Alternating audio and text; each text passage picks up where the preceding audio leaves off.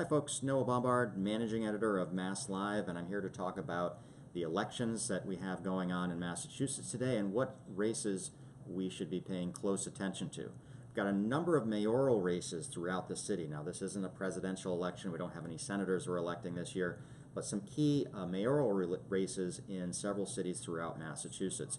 We're going to have reporters on the ground tonight at several locations throughout the state reporting on the results. And of course, you can find all of those results on masslive.com tonight. We'll have the full modules up there where you can see the numbers come in as the votes are tallied. Polls close at 8 p.m., so usually we expect to see those results start coming in shortly after that, sometimes as soon as 8:20, 8:30. By 9:30, you'll see a lot of results coming through, and usually races called by 9:30 or 10 at the latest, unless there's some problems at any of the polls or with any of the results. So pay close attention tonight on Mass Live. We'll have those results for across the state. Some of the races that we'll be paying close attention to, in Western Mass, we've got Holyoke. Mayor Alex Morse is up for re-election against his challenger. In Agawam, we've got a mayoral race, as well as in East Hampton. We're going to have reporters from our print partner, The Republican, on the ground in those races reporting from the results. But statewide, we've got a lot more going on as well. In Boston, Mayor Marty Walsh is running against Tito Jackson. We've got Mass Live reporter Gim Dunches, who's going to be on the ground reporting from there. Walsh has enjoyed a fair measure of popularity since he was elected, but Tito Jackson remains a solid challenger to him as well. So we'll be going live from Boston tonight with the results from that race and with comments from folks on the ground. Elsewhere in the state, things that we want to pay attention to, Framingham, actually, earlier this year went from becoming a town to being the newest city for Massachusetts. So as such, they're electing the first mayor of Framingham. And you've got John Stefanini running against Bonnie Spicer in Framingham. We'll have results from that. Also in Newton is an interesting race. You've got two candidates, Ruth Ann Fuller and Scott Lennon, who are very similar on all of the issues.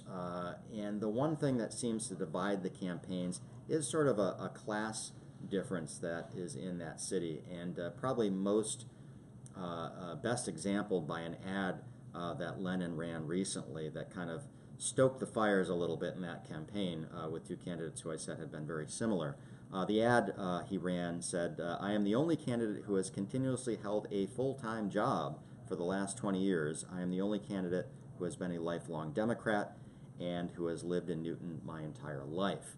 The Mass Pike cuts through Newton and sort of divides the city into the north and the south, the north being more of the traditional working class part of the city, and the south being more newer residents, more upper crust, you might say.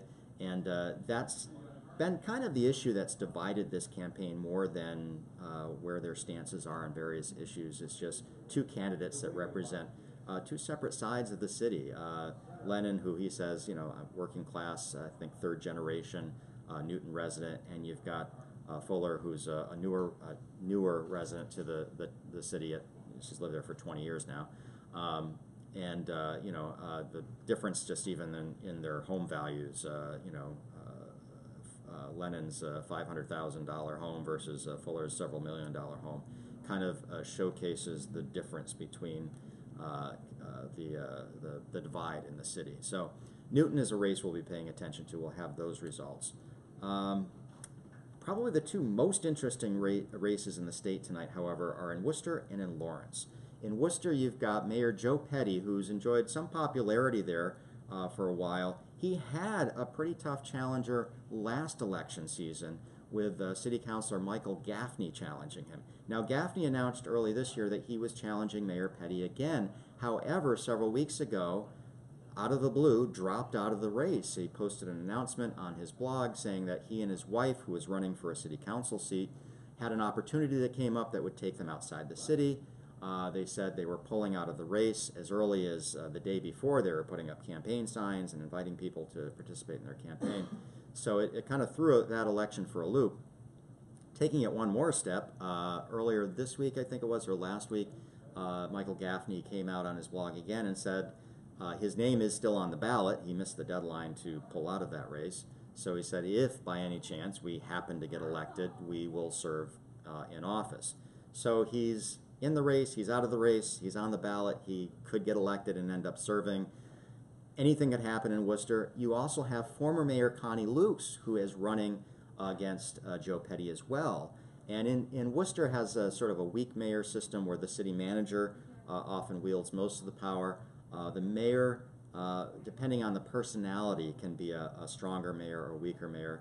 Connie Lukes has been an advocate for a long time that the city's mayor should be more of a ceremonial head, sort of the person who's there for the ribbon cutting, who helps facilitate things, but isn't a strong-handed mayor. So she's been campaigning on that. She's also a person who I think threw her hat in the ring. She said several times that she does not believe that politicians should go unchallenged, and felt that Mayor Petty should have a challenger. So 3 candidates in the Worcester race.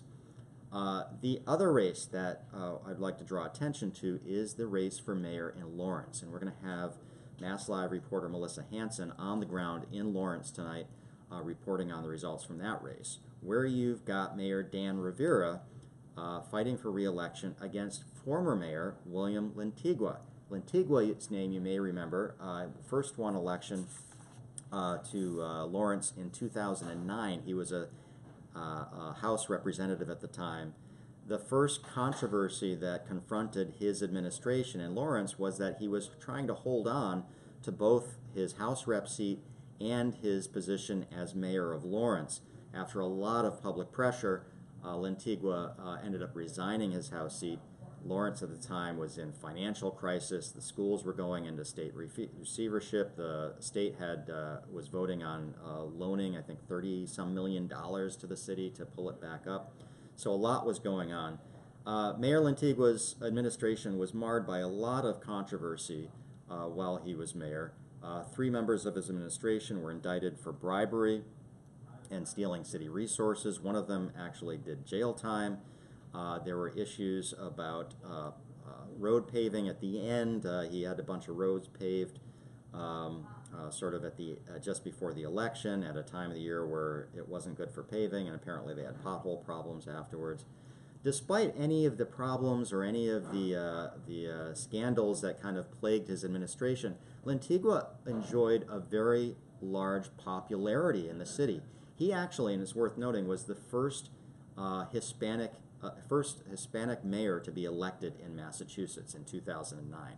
It's hard to believe that was the case, but it was in fact. So he had a lot of popularity. He's a very charismatic man, very good with the voters. He had done an interview with the local newspaper, the Eagle Tribune, out there, and did it on the street corner. And the reporter in that story conveyed this, the sort of stream of people walking by, recognizing Lantigua. He actually returned to the Dominican Republic for 2 years and came back to run this race and wants to get back in. So does he have a shot? Anything's possible. He only lost by 81 votes in 2013 when Dan Rivera won his seat for a mayor of Lawrence. So we're going to have Melissa on the ground in there. We're going to be watching that race as well as all the others. Like I said, you'll find all of those results on Mass Live tonight. We'll have the modules up there. You can see the numbers come in throughout the state, and we invite you to join along. And if you see anything out there, also, if you see any problems at the polls, if you see anything that we should direct our reporter resources for, please let us know. Contact us on Facebook, on Twitter, and we can respond to those as quickly as we can. And we'll see you tonight.